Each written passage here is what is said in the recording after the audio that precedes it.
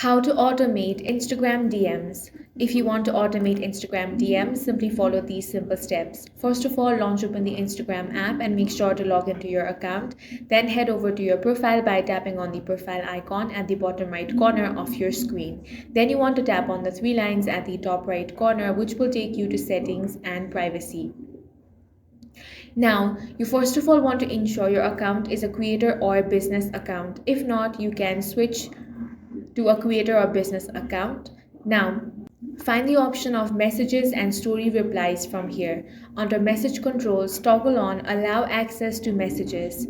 Now, once that is done, exit out of the Instagram app, then head over to Play Store or App Store. Here you want to download Meta Business Suite. Tap on the install option, wait for this to be installed on your device. Then you want to log in with your Instagram account and set that up in Meta Business Suite. Then open the app. Select your Instagram account and tap Get Started. Now navigate to Settings, then tap on Automations and then select Instant Reply.